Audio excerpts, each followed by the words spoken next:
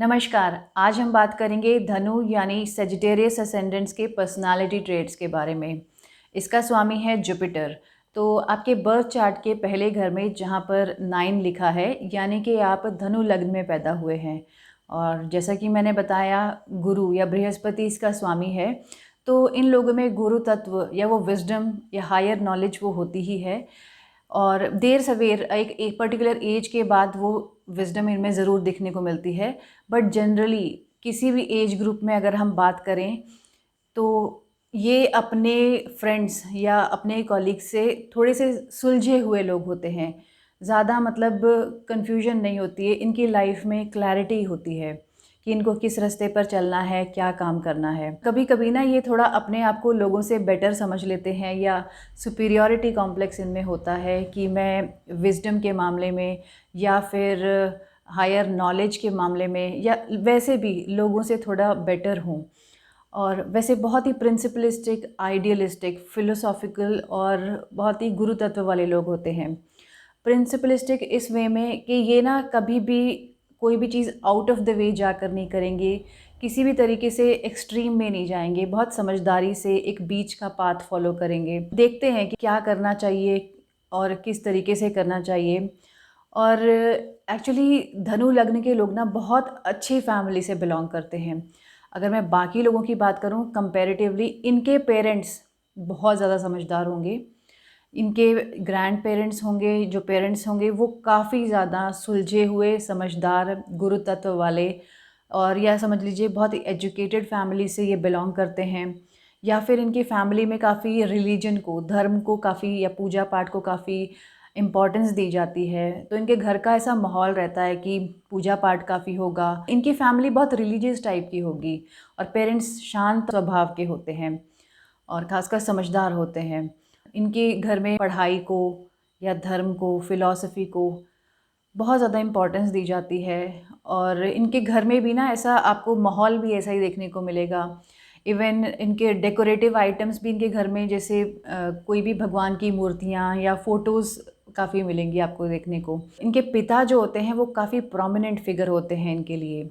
धनु लग्न के लोगों के पिता ना काफ़ी मतलब उनकी खुद की फैमिली में भी काफ़ी प्रोमिनेंट फिगर होते हैं बाकी लोगों के लिए भी, कि वो व्यक्ति ऐसे हैं जिनके पास लोग एडवाइस लेने के लिए आते हैं या किसी प्रॉब्लम में फंस गए तो उनसे सलाह या मशवरा लेने आएंगे या उनसे प्रॉब्लम के टाइम पे उनको कॉल करके पूछेंगे कि हमारी हेल्प कर दो। तो वो काफ़ी विजडम वाले पर्सन हैं इनके, स्पेशली इनके पिता।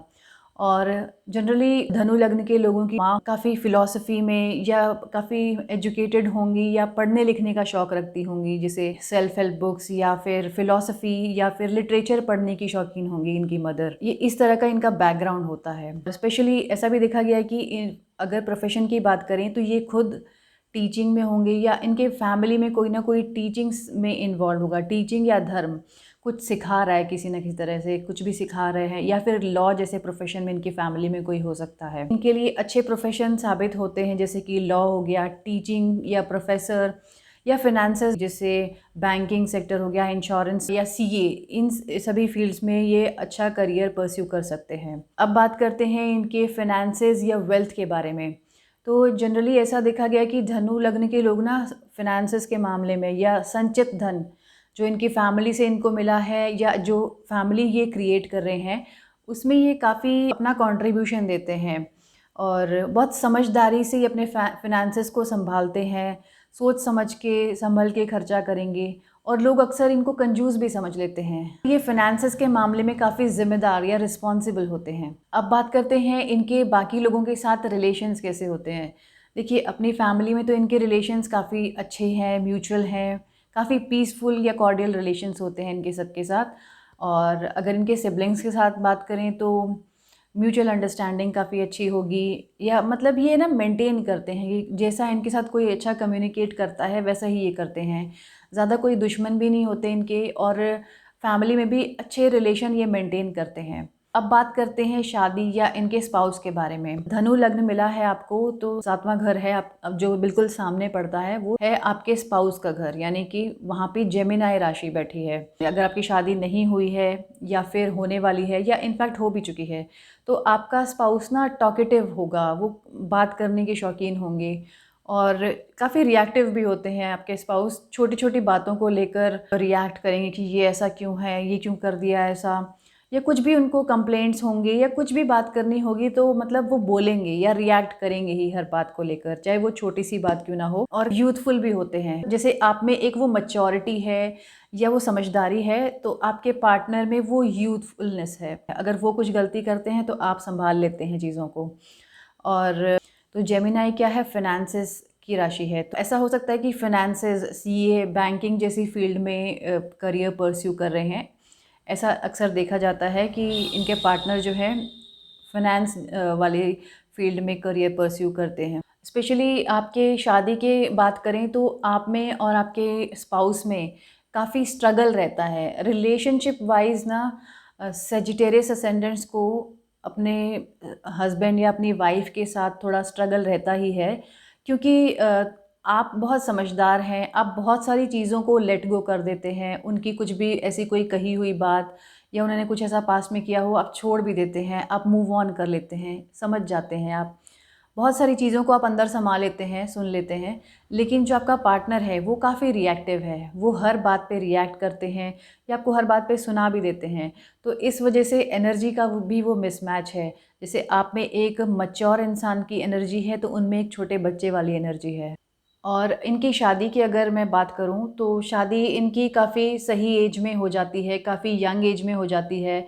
और लाइफ में ना इनको मतलब कि इनकी लाइफ ऐसे प्ले आउट करती है कि हर चीज़ इनको समय से करनी है, या इनके पेरेंट्स ने वो ज़िम्मेदारी अच्छे से निभाई है कि इनकी शादी बहुत सही टाइम पे करा दी है।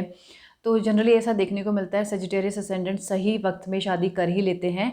लेकिन अगर 7वें घर में शनि की दृष्टि पड़ जाए या शनि स्वयं वहाँ बैठा हो तो फिर शादी को डिले हो सकता है। अदरवाइज़ सेजिटेरियस असेंडेंट्स की शादी समय पर हो जाती है। अब बात करते हैं आपके इन-लॉज़ की या आपके ससुराल पक्ष की। तो देखिए वहाँ पे बैठी है कैंसर राशि, तो काफ़ी इमोशनल टर्मॉइल रहता ही है, कब इमोशनली आप टसल रहती ही है, खींचतान लगी रहती है। आपको जो इन-लॉज़ मिले हैं उनके साथ कुछ ना कुछ आपके रिलेशंस या इमोशंस जो हैं आपके फ्लक्चुएट होते रहते हैं। कभी ऐसा लगता है कि ठीक चल रहा है सब कुछ और कभी लगता है कि बहुत ख़राब हो गए हैं। तो ऐसे ही उनके साथ आपके रिलेशन अप्स एंड डाउन्स वाले रहते ही हैं, और मतलब बहुत ज़्यादा एक्सट्रीम में नहीं जाएँगे, कभी अच्छे हैं कभी बुरे हैं।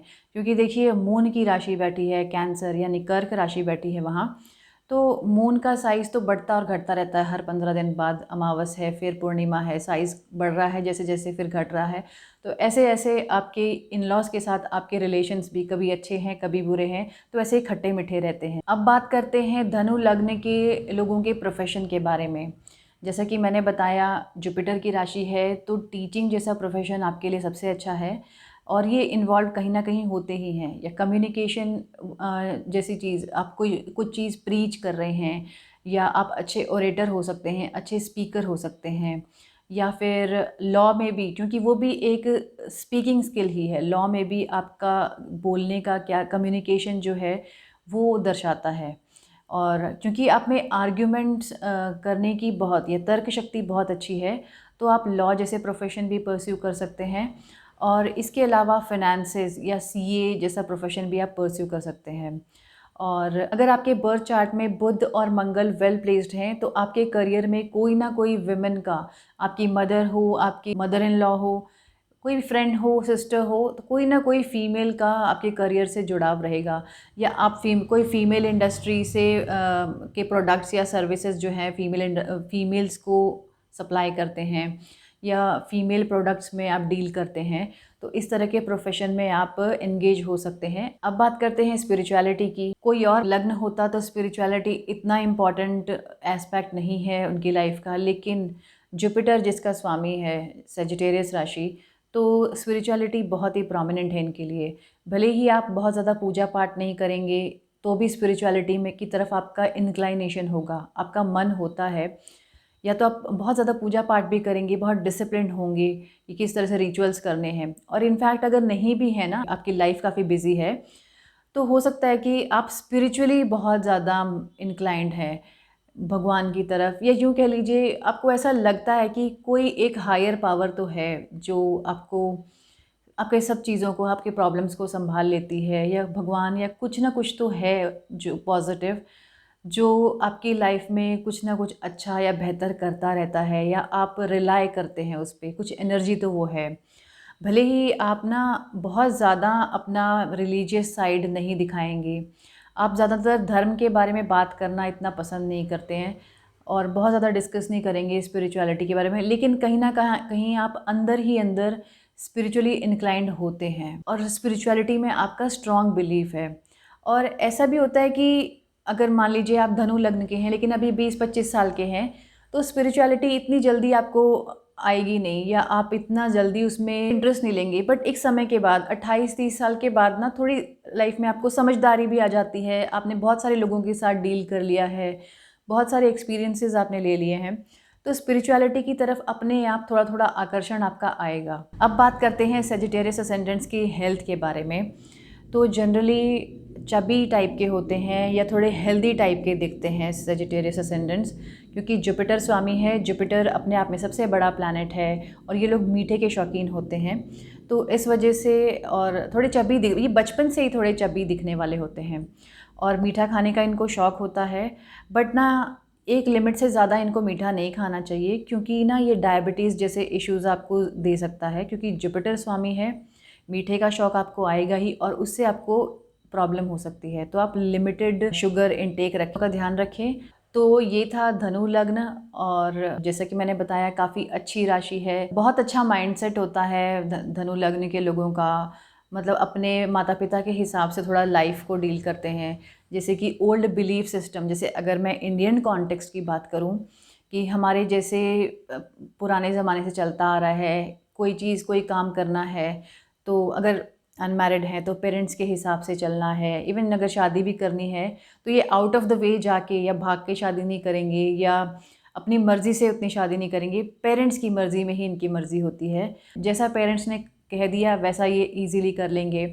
शादी की बात करें तो शादी भी पेरेंट्स की मर्ज़ी से, अरेंज मैरिज करते हैं मोस्टली सेजिटेरियस असेंडेंट्स। ये अपना भला बुरा या उसके कॉन्सिक्वेंसेस ज़रूर देखते हैं, क्योंकि ना ऐसा भी है कि इनको पता है कि इनके पेरेंट्स सब संभाल लेंगे, या इनके पेरेंट्स जो हैं वो इनका भला बहुत अच्छे से जानते हैं, क्योंकि इनको फैमिली ही ऐसी मिली है कि बहुत अच्छा, वो छूट भी दे रखी है, इनको बहुत फ्रीडम भी मिली है, बट फिर भी ये बहुत ज़्यादा रिलाई करते हैं अपने पेरेंट्स पर, अपनी फैमिली पर।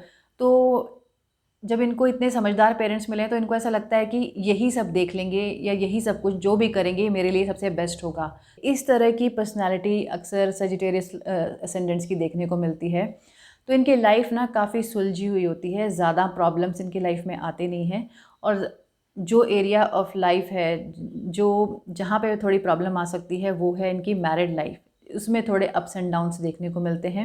आप बताइएगा आपको वीडियो कैसा लगा, और आप में से या आपकी फैमिली में से कोई सेजिटेरियस असेंडेंट हैं तो आपकी पर्सनालिटी में कौन सा एस्पेक्ट मैच हो रहा है वो आप ज़रूर कमेंट करके बताइएगा।